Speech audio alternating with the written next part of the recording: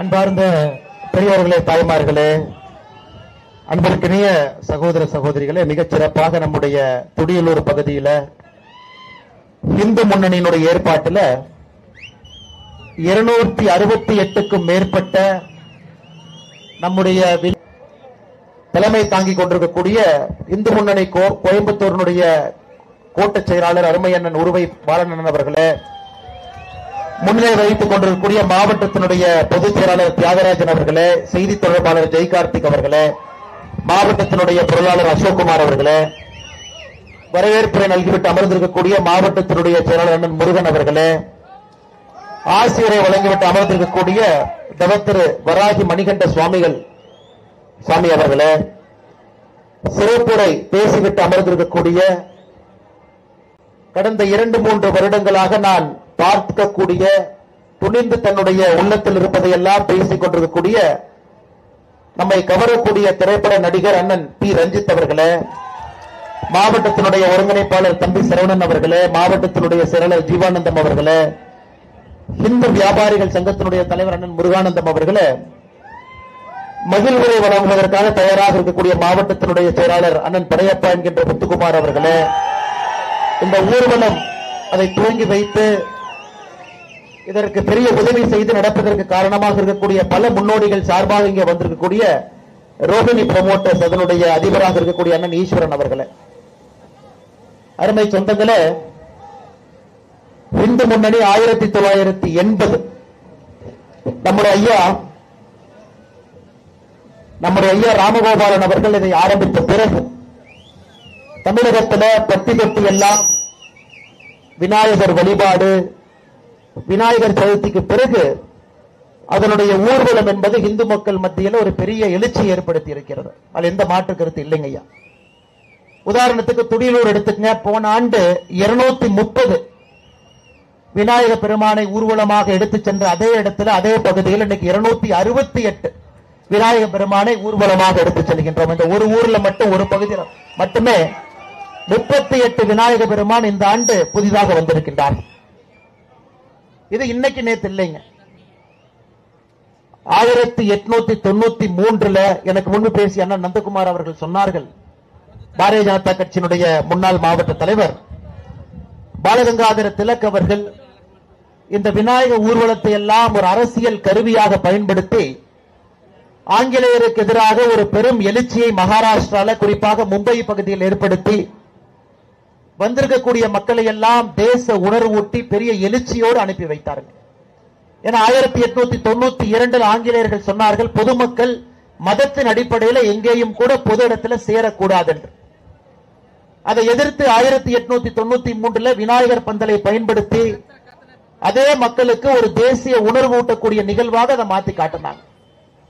அதன் பிறகு கிட்டத்தட்ட கடந்த 132 ஆண்டுகள் இந்தியா முழுவதுமே விநாயகர் பெருமான் விநாயகர் ஊர்வலம் என்பது இந்து மக்களுடைய வாழ்வியல்ல ஒன்றிணைந்த ஒரு நிகழ்வாக மாறி இருக்கிறது.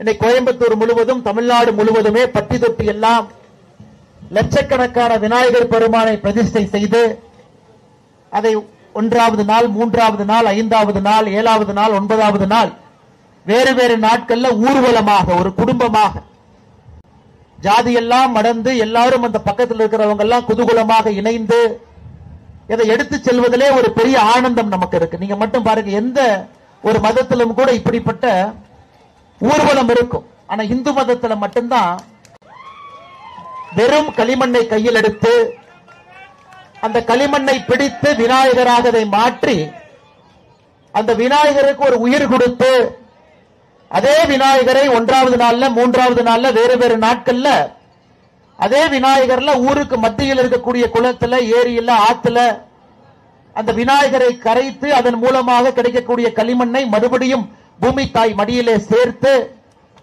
அது விவசாய பெருமக்களுக்கு வாழ்வியல் எல்லா மக்களுக்குமே வேறு வேறு வாழ்வியல் சூழ்நிலைக்கு அந்த களிமண் அந்த ஊரினுடைய ஏரியிலே பயன்படுத்தப்பட்டு அடுத்த ஆண்டு மறுபடியும் அந்த களிமண்ணில் இருந்து விநாயக பெருமானை பிடித்து அதற்கு உயிரூட்டி இந்த நிகழ்வு ஒரு ஆண்டு நடந்து கொண்டிருக்கிறது. இதற்கு பின்பு ஒரு ஆழ்ந்த அறிவியல் இருக்குதுங்க ஐயா. விநாயகர் பெருமானை ஒரு களிமண்ணிலிருந்து பிடித்து உயிரை கொடுத்து எடுத்து செல்வதில் மறுபடியும் கரைப்பதில் ஒரு ஆழ்ந்த அறிவியல் பின்னணி இருக்கு. இன்னைக்கு மேடையில் பகவத்கீதை புத்தகம் இங்க வருவதற்கு முன்பு புத்தகத்தை பார்ப்பதற்கு ஒரு வாய்ப்பு கிடைச்சது. அந்த புத்தகத்துல பகவத்கீதை எளிமையாக்கி ஒரு வீட்டிலும் ஒரு குழந்தையும் படிக்க வேண்டும் என்பதற்காக இந்த புத்தகத்தை எழுதியிருக்கிறார். எதற்காக இந்த புத்தகத்தை நான் இன்னைக்கு சொல்றேன் அப்படின்னாங்க, பகவத்கீதையில் எத்தனையோ புத்தகங்கள் வந்திருக்கு.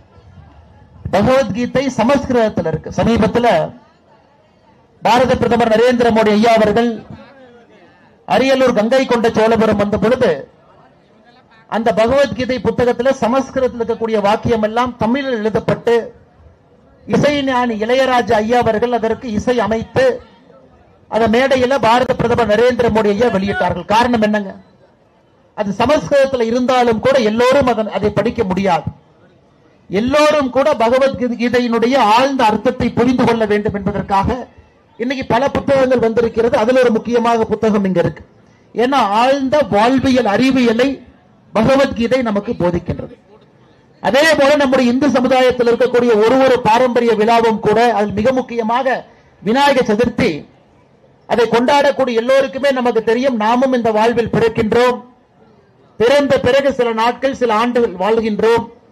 வாழும் போது மக்களுக்கு நம்மால் என்ன உதவி முடியுமோ செய்யறோம்.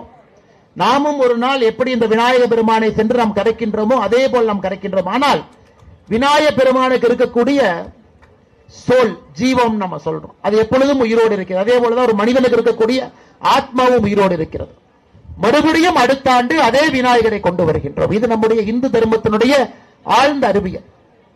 ஆனா இதை எதற்காக அரசியல் கட்சிகளும் சில காவல்துறை நண்பர்களும் எதிர்க்கின்றார்கள் என்பது எனக்கு புரியலை. போன ஆண்டு இதே துடியலூர்ல விநாயகர் சதுர்த்தி ஊர்வலம் நடத்தப்பட்ட பொழுது கலவரம் யாரும் ஏற்படுத்தவில்லை. கலவரத்தை போன ஆண்டு ஏற்படுத்தியதே காவல்துறை தான். ஊர்வலம் செல்லும் பொழுது அந்த ஊர்வலத்தில் இருக்கக்கூடிய தொண்டர்களை அடிப்பது, சாட்டையால் அடிப்பது, போன ஆண்டு பெரும் இன்னல்களுக்கு இந்த வண்டியில யாரெல்லாம் போறாங்களோ அவர்கள் ஆட்படுத்தப்பட்டார். அதை இந்து முன்னணி கடுமையாக கண்டித்த பிறகு, இங்க இருக்கக்கூடிய மக்களுடைய கோபத்துக்கு ஆளான பிறகு இன்னைக்கு காவல்துறை நண்பர்கள் இந்த ஆண்டு நிறைய தளர்வுகளை ஏற்படுத்தி உண்மையாலுமே விநாயகர் சதுர்த்தி விழாவிற்கு எந்த இடையூறும் ஏற்படுத்தாம காவல்துறை நடந்து கொண்டிருக்கின்றார்கள். அதற்காக என்னுடைய தனிப்பட்ட முறையில் அவர்களுக்கு நான் பாராட்டுகளும் தெரிவித்துக் கொள்கின்றேன். காரணம், இது போன்ற நிகழ்வுகள் மட்டும்தான் மக்களை ஒன்றிணைக்கிறது. இது போல நிகழ்வுகள் மட்டும்தான் இந்து தர்மத்தை பிணைப்பாக வைத்திருக்கிறது. இது போன்ற நிகழ்வுகள் மட்டும்தான் இந்தியன் என்கின்ற பெருமைக்குரிய பாரதிய அடையாளத்தை அந்த மனிதனுக்கு அளிக்கிறது. அதனால் இதை காவல்துறை சேதப்படுத்த நான் விடமாட்டேன் என்று சொன்னால் பிரச்சனை அவர்களுக்குத்தான், பிரச்சனை மக்களுக்கு இல்லை. காரணம், மக்கள் ஒன்றாக இருக்க வேண்டும் என்று காவல்துறை விருப்பப்பட்டால் இது போன்ற நிகழ்வுகள் மூலமாகத்தான் அந்த ஒற்றுமை உணர்வு மக்களுக்கு வரும். அதனால் ஒரு ஆண்டும் கூட புதிதாக ஒரு விநாயகர் வைப்பதே இன்னைக்கு பெரிய பாடாக இருக்கிறது. போன ஆண்டு எவ்வளவு வச்சீங்களோ அவ்வளவு மட்டும் வைங்க. அதற்கு மேல் ஒரு விநாயகரை நீங்கள் வைக்க வேண்டும் என்றால் கிட்டத்தட்ட 20க்கும் மேற்பட்ட பர்மிஷன் வாங்கணும்.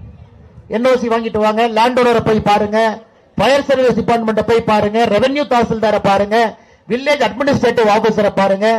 புதிதாக ஒரு விநாயகரை நீங்கள் இணைக்க வேண்டும் என்றால் மிகப்பெரிய பிரச்சனை ஏற்படுத்திக் கொண்டிருக்கின்றார்கள். அரசு புரிந்து கொள்ள வேண்டும். அரசனுடைய வேலை என்பது மக்கள் எந்த தர்மத்தை எந்த மதத்தை சார்ந்தாலும் அவர்கள் செய்யக்கூடிய பண்டிகைகளுக்கு ஒத்துழைப்பு, நன்றாக அந்த பண்டிகைகள் நடக்க வேண்டும் என்பதற்காக அரசு உறுதுணையாக இருப்பது மட்டும்தான் அவர்களுடைய வேலை. அதனால் துடியலூர்ல 230 268 வைத்திருக்கக்கூடிய விநாயகர் உயர்ந்திருந்தாலும் கூட தமிழ்நாடு முழுவதுமே அரசு 2021 அவர்கள் போட்டிருக்கக்கூடிய கடுமையான கட்டுப்பாடுகள்ல ஒரு தளர்வு வேண்டும்.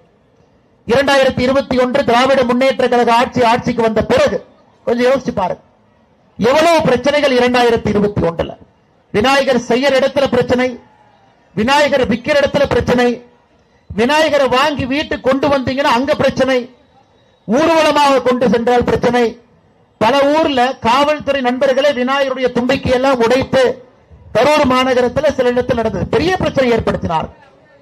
அன்றிலிருந்து 2022, 23, 24 எல்லாம் பார்க்கும் பொழுது இது மக்கள் எல்லாம் ஒன்றாக இணைந்து இந்த விழாவை நடத்தி கொண்டிருக்கின்றார்கள். அரசை பொறுத்தவரை நடுநிலைமையாக இருக்கக்கூடிய அரசு இதை தடுப்பதற்கான மொத்த முயற்சியிலும் கூட இறங்கி இருக்கின்றார்கள். அதை நாம் கண்டிக்க வேண்டும். காரணம், இது போன்ற விழாக்கள் மட்டும்தான் நம்மிடையே பிணைப்பை ஏற்படுது. நீங்களே யோசிச்சு பாருங்க, 365 நாட்கள்ல எத்தனை இந்து விழாவில் இது போன்ற குதூகலமாக கோலாகலமாக இளைஞர்களிலிருந்து பெரியவர்கள் வரை ஒரு குடும்பமாக எந்த வேலை செய்தாலும் கூட விநாயகர் பந்தலுக்கு வந்த பிறகு அனைவரும் சமம் என்கின்ற நோக்கில் எத்தனை விழாக்கள் நம்மை ஒன்றிணைக்கிறது என்று யோசித்து பாருங்க. அதனால் இந்து முன்னணிக்கு நாம் அனைவரும் இந்த நேரத்திலே பாராட்டியே தீர வேண்டும். 1980 வீரத்துறவி ஐயா ராமகோபாலன் ஐயா அவர்கள் ஒரு சூழலை எடுத்தாங்க. பட்டி தொட்டி எல்லாம் விநாயகர் சிலை வைக்கணும். ஐயாவுடைய முக்கியமான சூழ்நிலை ஒரு பஞ்சாயத்திலும் ஒரு விநாயகர் சதுர்த்தி ஊர்வலம் நடத்தப்பட வேண்டும். அந்த பஞ்சாயத்தில் குறைந்தபட்சம் ஒன்று அந்த பஞ்சாயத்தினுடைய ஏரி குளங்கள்ல விசர்ஜனை நடக்கணும். இன்னைக்கு 1980 நிச்சயமாக நாம் ஒரு கடினமான பாதையை கடந்து வந்திருக்கின்றோம்.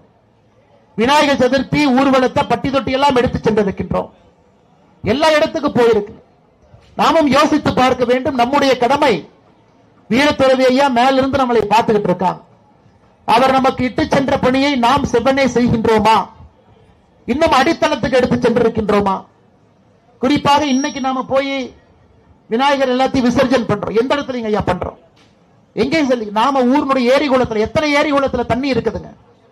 எத்தனை ஏரி குளத்துல ஒரு 50 ஆண்டுகளுக்கு முன்பு எப்படி ஒரு விநாயகரை விசர்ஜன் செய்தோமோ எத்தனை இடத்துல செய்ய முடியும்? நாம் யோசித்து பார்க்கணும். ஆனால் இங்க இருக்கக்கூடிய அன்புக்கூடி இளைஞர்கள் எதை நினைத்தாலும் உங்களால் செய்ய முடியும். என்னுடைய அன்பான வேண்டுகோள், இந்த ஆண்டு எவ்வளவு நாம் கம்பீரத்தோடு குதூகலத்தோடு விநாயகர் எடுத்து சென்று விசர்ஜன் செய்வதற்கு தயாராக இருக்கின்றோமோ, அடுத்த ஆண்டுக்குள்ள குறைந்தபட்சம் ஒரு இளைஞனும் கூட ஒரு 10 நாட்கள் 15 நாட்கள் உங்களுடைய ஏரியை சுத்தம் செய்வதற்கு நீங்க நேரத்தை ஒதுக்கி கொடுக்க வேண்டும் என்கின்ற அன்பான வேண்டுகோளை இந்த நேரத்தில் வைக்கிறோம். நம்முடைய ஏரியை நம்ம சுத்தப்படுத்தணும். மழை காலத்தில் அப்பொழுது மட்டும்தான் மழை வரும் பொழுது தண்ணி தேங்கி நிற்கும். அடுத்த ஆண்டு விநாயகர் சதுர்த்தி வரும் பொழுது நாம் விநாயகரை சென்று அங்கே விசர்ஜன் செய்ய முடியும். நீங்க கொஞ்சம் நேரத்தை ஒதுக்கும். இதற்கு கொஞ்சம் நீங்க கவனம் செலுத்தும். அதற்கும் இந்து முன்னணி தலைமையேற்று ஐயா காடேஸ்வரா சுப்பிரமணியம் ஐயா அவர்கள் இந்த அற்புதமான இயக்கத்தில் இருக்கக்கூடிய எல்லா அன்பு தலைவர்கள் தொண்டர்கள் எல்லாம் நீங்கள் இதையும் முன்னெடுத்து அடுத்த ஆண்டுக்குள்ள தமிழகத்தினுடைய ஏரி குளங்கள் எல்லாம் சுத்தம் செய்வதை கூட ஒரு இயக்கமாக நீங்கள் முன்னெடுத்து செல்ல வேண்டும். நாங்கள் எல்லாம் உங்களோடு கைகோர்த்து இன்னும் 50 ஆண்டுகள் கழித்து வரக்கூடிய பிரச்சனை இப்பொழுது நான் பேசிக் கொண்டிருக்கின்றேன். ஏரி குளம் இருக்க வேண்டும். அதெல்லாம் கான்கிரீட் தளமாக கட்டுமான இடங்களாக அது மாறக்கூடாது.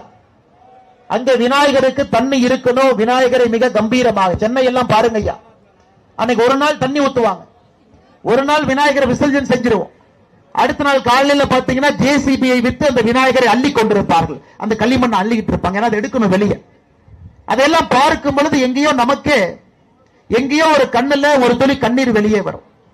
நம்முடைய விநாயகருக்கு அது களிமண்ணாக இருந்தாலும் உயிர் கொடுத்து மறுபடியும் கரைத்திருக்கக்கூடிய விநாயகருக்கு இந்த பிரச்சனை வருகின்றது என்று அதையெல்லாம் இங்க இருக்கக்கூடிய இளைஞர் படை நீங்கள் மனசு வச்சு களத்தில் இறங்குனீங்கன்னா நிச்சயமாக சமுதாயத்திலே மாற்றம் வரும். அரசு இதை செய்யும் என்று எதிர்பார்க்காதீர்கள். நாம் இதை செய்து காட்டுவோம். இன்னொரு புறம் தமிழகத்தில் எதிர்க்கட்சி நண்பர்கள் இதை எதிர்ப்பதற்காக நம்மை அவமானப்படுத்துவதற்காக ஒரு வார்த்தையை சொல்லுவாங்க. விநாயகர் இந்த கடவுளா? விநாயகர் தமிழ் கடவுளா? விநாயகர் இந்தியாவுடைய எந்த பகுதியிலிருந்து வந்தாங்க? ரிக்வேதத்தில் யஜுர்வேதத்தில் தான் விநாயகரை பற்றி சொல்லி இருக்கின்றார்கள். தமிழ் இலக்கியத்தில் விநாயகர் ரொம்ப லேட்டா வந்தாங்க, ரொம்ப காலம் தாமதம் கடந்துதான் வந்தாங்க. அதனால் இங்க இருக்கக்கூடிய தமிழர்கள் எதற்காக இந்தியாவுடைய இன்னொரு புறத்தில் இருக்கக்கூடிய விநாயகரை கொண்டாடுகின்றீர்கள்? ஆனா எத்தனை நம்முடைய எதிர்க்கட்சி நண்பர்களுக்கு தெரியும், விநாயகர் அகவல்ல அவ்வை பாட்டி 1500 ஆண்டுகளுக்கு முன்பு விநாயகர் அகவல் அவ்வை பாட்டி எழுதுறாங்க. அந்த விநாயகர் அகவல்ல விநாயகரை பத்தி சொல்றாங்க. பாலும் தெளிந்த தேனும் பாகும் பருப்பும் இவை 4ம் கலந்து உனக்கு நான் தருவேன். உனக்கு நான் பால் கொடுப்பேன், தெளிந்த தேனை உனக்கு கொடுப்பேன், வெள்ள பாகு கொடுப்பேன், பருப்பு கொடுப்பேன். இதை 4ம் கலந்து விநாயகருக்கு நான் தருவேன். கோலம் செய் துங்க கரிமுத்து தூமணியே நீ எனக்கு சங்கத்தமிழ் 3ம் தான். மிக அற்புதமாக வடிவத்தில் இருக்கக்கூடிய யானை முகம் கொண்ட விநாயகனே, இந்த 4 நான் உனக்கு கொடுத்திருக்கேன், நீங்க எனக்கு சங்கத்தமிழ் இயலிசை நாடகம் 3 எனக்கு தர வேண்டும் என்று 1400 ஆண்டுகளுக்கு முன்பே அவ்வை பாட்டி விநாயகர் சொல்லிய போட்டு ஆரம்பிக்கிறோம். விநாயகருக்கு பிடித்தமான இந்த 4ஐயும் பலகாரமாக பிடித்து வைக்கின்றோம். இயலிசை நாடகம் இதை 3ஐயும் நாம் கற்றுக்கொள்ள வேண்டும் என்றால் விநாயகருடைய அருள் நமக்கு வேண்டும் என்று கேட்கின்றோம். இது தமிழ் மரபுல தமிழர்களோடு கலந்திருக்கக்கூடிய ஒரு பண்டிகை. எல்லா கடவுளையும் விட விநாயகருக்கு பாருங்க பிடித்தமான பொருளே 4 தான். 4 எளிதாக எல்லா குடும்பத்திலும் கிடைக்கக்கூடிய பொருள். பால், தேன், வெள்ளப்பாகு, பருப்பு 4 தான். எந்த குடும்பத்தில் யார் வேண்டுமானாலும் இந்த 4 எடுத்து விநாயகர் கொடுக்கலாம். வேற எதுவும் ஆடம்பரமாக விநாயகருக்கு தேவையே கிடையாது. ஒரு களிமண்ணில் விநாயகரை உருவாக்கலாம், மஞ்சள் தூளில தண்ணியை கலர்ந்து அதிலிருந்து விநாயகரை உருவாக்கலாம். மிக எளிமையாக உருவாக்கக்கூடிய ஒரு கடவுள். இந்த கடவுளை நாம் போற்றி பேணி பாதுகாக்கும் பொழுது நமக்கு தேவையான 3 கலைகளையும் கூட சங்கத்தமிழையும் கூட நமக்கு இவர் கொடுப்பார் என்கின்ற நம்பிக்கை. அதனால இந்த விநாயகர் சதுர்த்தியில கடந்த 3 நாட்களாக பக்தியோடு உருக்கத்தோடு விநாயகர் பெருமானை வழிபாடு செய்து அந்த விநாயகர் பெருமானை இன்று ஏக்கத்தோடு ஒரு சின்ன மனவேதனையோடு நம்மிடமிருந்து விநாயகர் பிரிந்து செல்லுகின்றார் என்கின்ற ஒரு நினைப்போடு யாரெல்லாம் எடுத்து செல்லுகின்றீர்களோ நிச்சயமாக இந்த விநாயகர் பெருமான் உங்களுக்கு எல்லா வல்ல செல்வத்தையும் அன்பையும் அற்புதமான கலைகளையும் வீட்டில் இருக்கக்கூடிய குழந்தைகளுக்கு நல்ல படிப்பையும் இயலிசை நாடகத்தையும் நம்முடைய குழந்தைகளுக்கு கொடுத்து நம்முடைய தமிழ் சமுதாயம் வாழ்வாங்கு இன்னும் வாழ்ந்து மிகச் சிறப்பாக அடுத்த கட்டத்துக்கு நாம் செல்வதற்கு விநாயகர் பெருமான் என்றும் நமக்கு துணை இருக்கட்டும். அதே போல எப்படி விநாயகர் பந்தல்ல அரசியல் பேசக்கூடாது என்கின்ற மரபு இருந்தாலும் கூட நாம் புரிந்து கொள்ள வேண்டும், விநாயகருக்கு தீங்கிழைக்கக்கூடிய எல்லோரையும் வெளியேற்ற வேண்டிய நேரம் இது. இன்னைக்கு நம்முடைய இந்து முன்னணியினுடைய பத்திரிகையில கூட விநாயகர் சதுர்த்தியில மிக முக்கியமாக 2-3 விஷயத்தை நாம் சொல்லி இருக்கின்றோம். மிக முக்கியமாக கோவில் நகைகளை உருக்கி வங்கியில் டெபாசிட் செய்த கணக்கில் எவ்வித வெளிப்படை தன்மையும் இல்லை.